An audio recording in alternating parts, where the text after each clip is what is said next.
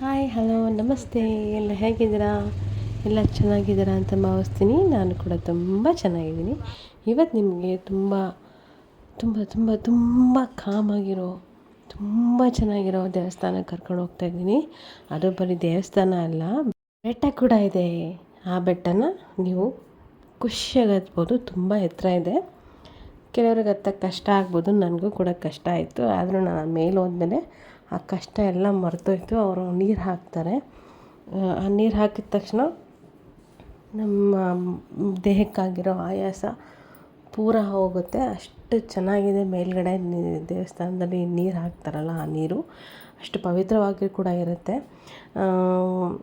ಈ ದೇವಸ್ಥಾನ ಇನ್ಯಾವುದೂ ಅಲ್ಲ, ಸಿದ್ಧರ ಬೆಟ್ಟ ಅಂತ. ಸಿದ್ಧರ ಬೆಟ್ಟ ಯಾರಿಗೆ ಗೊತ್ತಿರಲ್ಲ, ಎಲ್ಲರಿಗೂ ಗೊತ್ತಿರುತ್ತೆ ಅಂದ್ಕೋತೀನಿ. ನಾನು ಕೂಡ ಫಸ್ಟ್ ಟೈಮ್ ಹೋಗ್ತಾಯಿದ್ದೀನಿ. ಕೇಳಿದ್ದೆ, ಬಟ್ ಯಾವುದು ನಾನು ಆ ಬೆಟ್ಟ ಹತ್ತಿರಲಿಲ್ಲ. ತುಂಬ ಹೈಕ್ ಮಾಡಬೇಕು. ತುಂಬ ಕಷ್ಟಪಟ್ಟೆ ಹೋಗ್ಬೇಕಾರೆ. ಕೆಲವೊಂದು ಕಡೆ ನಾನು ಅಲ್ಲೇ ವಾಯ್ಸ್ ಓವರ್ ಕೊಟ್ಟಿದ್ದೀನಿ, ಬೇಕಾದ್ರೆ ಕೇಳಿಸ್ಕೊಳ್ಳಿ. ತುಂಬ ಕಷ್ಟಪಟ್ಟು ಮಾತಾಡಿದ್ದೀನಿ, ಸ್ವಲ್ಪ ಅಡ್ಜಸ್ಟ್ ಮಾಡ್ಕೊಳ್ಳಿ ಅಂತ ಹೇಳ್ತಾ ಆ ದೇವಸ್ಥಾನ ತೋರಿಸ್ತೀನಿ ನೋಡಿ. ಇನ್ನು ಈ ಬೆಟ್ಟ ಇರೋದು ಕೊರಟಗೆರೆ ತಾಲೂಕಿನ ಬೂದುಗವಿ ಊರಿನಲ್ಲಿ. ಇಲ್ಲಿ ಅನೇಕ ಋಷಿ ಮುನಿಗಳು ಕೂತು ತಪಸ್ಸು ಮಾಡಿ ಸಿದ್ಧಿಯನ್ನು ಪಡೆದಿದ್ದರಿಂದ ಈ ಬೆಟ್ಟಕ್ಕೆ ಸಿದ್ಧರ ಬೆಟ್ಟ ಅಂತ ಹೆಸರು ಬಂದಿದೆ ಎಂದು ಹೇಳಲಾಗ್ತಿದೆ. ಹಾಗೆ ಅವ್ರು ಕೂತು ತಪಸ್ಸು ಮಾಡಿದ ಜಾಗಗಳು ಕೂಡ ಬೆಟ್ಟದ ಮೇಲೆ ನಾವು ನೋಡ್ಬೋದು. ಅಲ್ಲಿ ಗೈಡ್ ಕೂಡ ಇರ್ತಾರೆ. ಆ ಗೈಡ್ನ ಕರ್ಕೊಂಡೋಗಿ ನಾವು ಎಲ್ಲ ಕೇಳ್ಕೊಬೋದು, ನೋಡ್ಬೋದು. ಬಟ್ ನಾವೇ ಹೋಗೋಕ್ಕೆ ಭಯ ಆಗುತ್ತೆ. ತುಂಬ ಗುಹೆ ಒಳಗೆ ಥರ ಇದೆ. ಸೊ ನಾವು ಹೋಗಲಿಲ್ಲ, ಯಾಕೆಂದರೆ ಜಾಸ್ತಿ ಯಾರೂ ಇರಲಿಲ್ಲ ಅಲ್ಲಿ ನಾವು ಹೋದಾಗ. ಸೊ ಅದಕ್ಕೆ ನಾವು ಹೋಗಲಿಲ್ಲ. ಗೈಡ್ ಇರ್ತಾರಂತೆ, ಗೈಡ್ ಜೊತೆ ಹೋದ್ರೆ ತೋರಿಸ್ತಾರಂತೆ. ಬಟ್ ನಾವು ಬೆಟ್ಟ ಹತ್ತಿ ಸಾಕಾಗಿದ್ದರಿಂದ ನಾವು ಗೈಡ್ ಜೊತೆ ನಾವು ಇನ್ನೂ ಒಳಗೆ ಹೋಗಬೇಕಾಗಿತ್ತು. ಗುಹೆ ಒಳಗೆ ಹೋಗಬೇಕು, ಕತ್ಲಲ್ಲಿ ಹೋಗಬೇಕು. ಸೊ ನಾನು ಅಲ್ಲಿ ಹೋಗಲಿಲ್ಲ.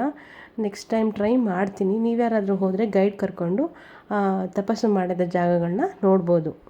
ಇನ್ನು ಈ ಬೆಟ್ಟ 2460 ಅಡಿ ಎತ್ತರದಲ್ಲಿದೆ. ತುಂಬ ದೊಡ್ಡ ಬೆಟ್ಟ. ನಾನು ತುಂಬ ಕಷ್ಟಪಟ್ಟು ಹತ್ತಿದೆ. ಹೇಳಬೇಕು ಅಂದರೆ ಎಷ್ಟು ಕಷ್ಟಪಟ್ಟಿದ್ದೀನಿ ಅಂದರೆ ಮುಂದೆ ವಯಸ್ಸಲ್ಲಿ ಗೊತ್ತಾಗುತ್ತೆ ನೋಡಿ. ಹೋಗ್ತಾ ಈ ಥರ ಗಣೇಶನ ವಿಗ್ರಹ ಕಾಣುತ್ತೆ. ಆ ಗಣೇಶನಿಗೆ ನಮಸ್ಕಾರ ಮಾಡಿ ನಾವು ಬೆಟ್ಟನ ಹತ್ತಬೇಕು. ಆ ವಿಗ್ರಹನೂ ಕೂಡ ತುಂಬ ಕ್ಯೂಟಾಗಿದೆ ನೋಡಿ. ಪೂಜೆ ಮಾಡ್ತಾಯಿದ್ರು, ಅದನ್ನು ಕ್ಯಾಪ್ಚರ್ ಮಾಡಿಕೊಂಡೆ. ನೆಕ್ಸ್ಟ್ ಇಲ್ಲೇ ಇರೋದು ಪೊಲೀಸ್ ಕೂಡ ಇರ್ತಾರೆ. ಮೇಲ್ಗಡೆ ಪೊಲೀಸ್ ಇರ್ತಾರೆ. ಇಲ್ಲೆಲ್ಲ ಮಾಮೂಲಿ ಹಣ್ಣು ಕಾಯಿ ಅದೆಲ್ಲ ತೊಗೋಬೋದು. ಹಾಗೆ ಇಲ್ಲಿ ತಂದೆ ವಿಘ್ನೇಶ್ವರನ ಕೈ ಮುಗ್ಕೊಳ್ತಾ ಬೇಡ್ಕೊತ ಹತ್ತಕ್ಕೆ ಶಕ್ತಿ ಕೊಡಪ್ಪ ಅಂತ ಕೇಳ್ತಾ ನಾವು ಬೆಟ್ಟ ಹತ್ತೋಕ್ಕೆ ಸ್ಟಾರ್ಟ್ ಮಾಡಿದೆ. ಖುಷಿಯಾಗಿ ಸ್ಟಾರ್ಟ್ ಮಾಡಿದೆ. ಆದರೆ ಆ ಪೇನ್ ಇನ್ನೂ ಹೋಗಿಲ್ಲ. ಆಮೇಲೆ ಈ ಬೆಟ್ಟದ ಮೇಲೆ ತುಂಬ ಗಿಡಮೂಲಿಕೆಗಳು ಮತ್ತು ಆಯುರ್ವೇದ ಔಷಧಿಗಳು ಸಿಗ್ತಾವಂತೆ. ಅಂದರೆ ತುಂಬ ದೊಡ್ಡ ಬೆಟ್ಟ ಇದೆ. ತುಂಬ ಥರ ಗಿಡಮೂಲಿಕೆಗಳಿಂದ ಕೂಡಿದೆ.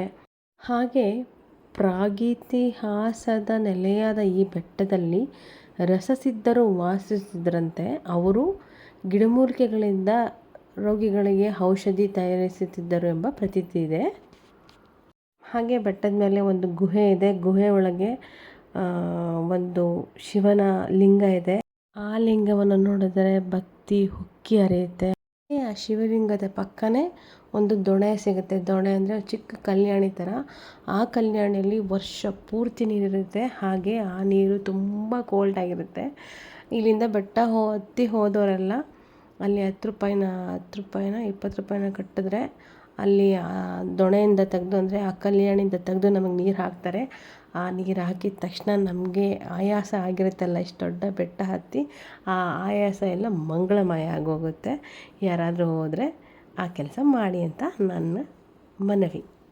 ಹಾಗೆ ಬೆಟ್ಟ ಹತ್ತುತ್ತಾ ಅಲ್ಲಲ್ಲಿ ಚುರುಮುರಿ, ಪೈನಾಪಲ್, ಸೌತೆಕಾಯಿ ಎಲ್ಲ ಮಾರ್ತಿರ್ತಾರೆ. ಎಲ್ಲ ತಿಂದ್ಕೊಂಡು ನಿಧಾನಕ್ಕೆ ಹತ್ಬೋದು. ನಿಧಾನಕ್ಕೆ ಹತ್ತಬೇಕು, ಜೋರಾಗಿ ಹತ್ತಕ್ಕಾಗಲ್ಲ. ಅಷ್ಟು ಎತ್ತರ ಇದೆ ಬೆಟ್ಟ. ಆ್ಯಕ್ಚುಲಿ ನಾವು ಹೋಗಿದ್ದು ಸಂಡೇ. ನನ್ನ ಕಾಲು ನಾವು ಇನ್ನೂ ಹೋಗಿಲ್ಲ, ಅಷ್ಟು ಎತ್ತರ ಇದೆ ಬೆಟ್ಟ.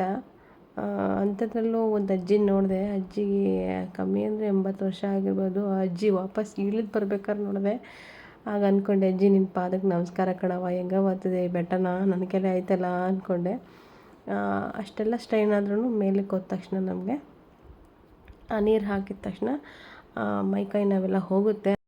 ಹಾಗೆ ಆ ದೊಣೆಲಿರೋ ನೀರು ಅಂದರೆ ಕನ್ಯಾಣಿಲಿರೋ ನೀರು ನಾವು ಹಾಕಿಸ್ಕೊಂಡ್ರೆ ಸಕಲ ರೋಗಗಳು ನಿವಾರಣೆ ಆಗುತ್ತದೆ ಎಂಬ ನಂಬಿಕೆ ಕೂಡ ಇದೆ. ಅದಕ್ಕೆ ಎಲ್ಲರೂ ಅಲ್ಲಿ ನೀರು ಹಾಕಿಸ್ಕೊತಾರೆ. ನಿಮ್ಮಿಷ್ಟ. 20 ರೂಪೀಸ್ ಕಟ್ಟಿದ್ರೆ ನಮಗೆ ನೀರು ಹಾಕ್ಕೊಡ್ತಾರೆ. ನಾವು ಮುಟ್ಟಕ್ಕೆ ಬಿಡಲ್ಲ, ಅವರೇ ನಮ್ಗೆ ಹಾಕ್ಕೊಡ್ತಾರೆ. ಯಾರಾದರೂ ಹೋದರೆ ನೀರು ಹಾಕಿಸ್ಕೊಳ್ಳಿ, ಒಳ್ಳೆಯದಾಗತ್ತೆ. ತುಂಬ ಜನ ಸಂಡೇ ಹೊತ್ತು ಟ್ರೆಕ್ಕಿಂಗ್ ಕೂಡ ಬರ್ತಾರೆ ಇಲ್ಲಿ.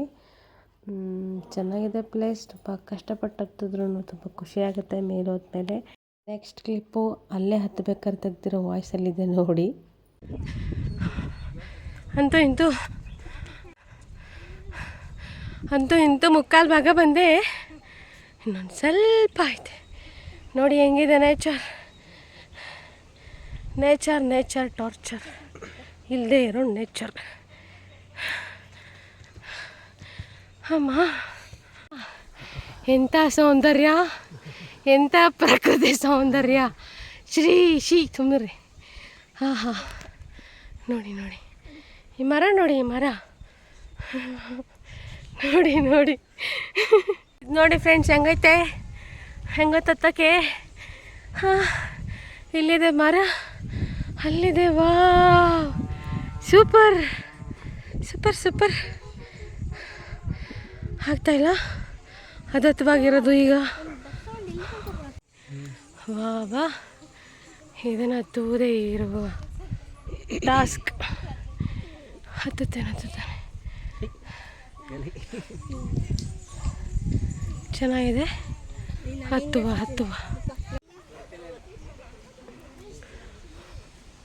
ಏನೋ ಬರ್ದಿರೋದು ಹೋದ್ರಿ.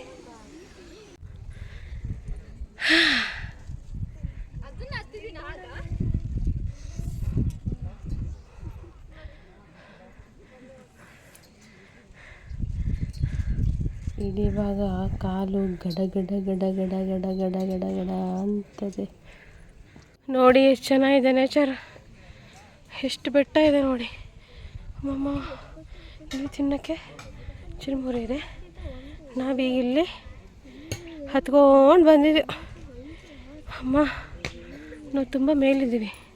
ನಾನು ಸ್ವಲ್ಪ ಮೋಡ ಸಿಕ್ಬಿಡ್ತದೆ ನಮಗೆ.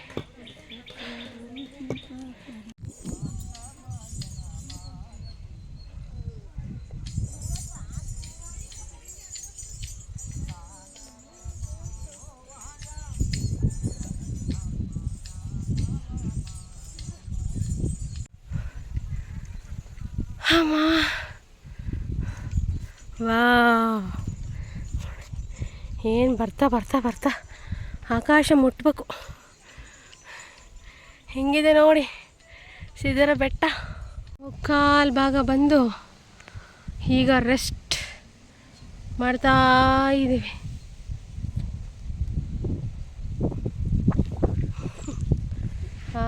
ಹೆಂಗಿದೆ ನೋಡಿ. ಅಲ್ಲಿಂದ ಹೊತ್ಕೊಂಡು ಇನ್ನು ಹಿಂಗೆ ಹೋಗ್ಬೇಕು. ಇನ್ನು ದೂರ ಐತೆ ಬೆಟ್ಟ. ದೇವರು ನೋಡಿ, ಆ ಮರ ಹೆಂಗಿದೆ, ಮಡಕ್ಕೆ ಸಿಡ್ಲು ಹೊಡೆದಿದೆ ಅಂತೆ. ಹಿಂಗೆ ಸಿಡ್ಲು ಹೊಡೆದ್ರೆ ಮರ ಆಗುತ್ತಂತೆ. ಈ ಥರ ಸಿಕ್ತು ಮೆಟ್ಲು. ಇನ್ನು ಎಷ್ಟು ದೂರ ಹೋಗ್ಬೇಕು ದೇವ್ರಿಗೆ ಗೊತ್ತು.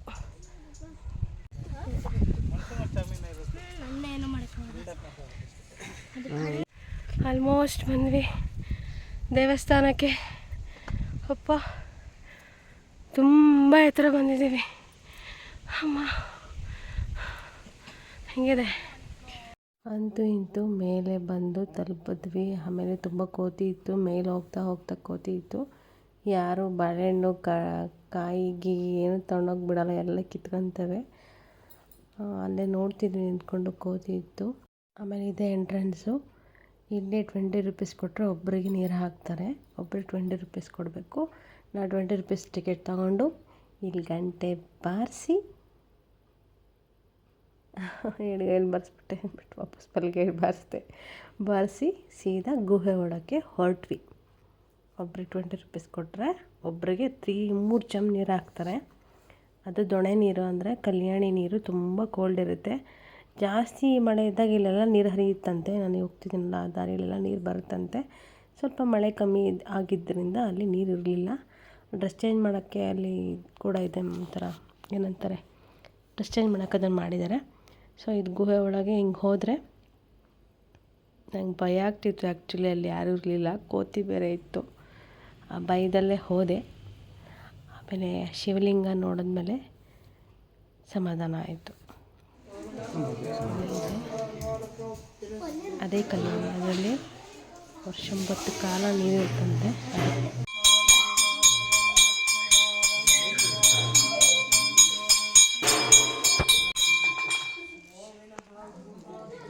ಅಲ್ಲಿ ಯಾರಿಗೂ ವಿಡಿಯೋ ಮಾಡೋಕ್ಕೆ ಬಿಡಲ್ಲ. ನಾನು ಯೂಟ್ಯೂಬರ್ ಅಂದಿದ್ದಕ್ಕೆ ನನಗೆ ವಿಡಿಯೋ ಮಾಡೋಕ್ಕೆ ಬಿಟ್ಟರು. ಹಾಗೆ ಗುಹೆ ಬಗ್ಗೆ 2 ಲೈನ್ ಮಾತಾಡಿದ್ರು, ಕೇಳಿಸ್ಕೊಳ್ಳಿ. ಹೇಳಿ. ದೊಣ್ಣೆ 6 ಅಡಿ ಉದ್ದ 4 ಅಡಿ ಅಗಲ ಇದೆ. ಸದಾಕಾಲ 4-5 ವರ್ಷ ಮಳೆ ಇಲ್ಲ ಅಂದರೆ ಎನಿ ಟೈಮ್ ನೀರಿರುತ್ತೆ.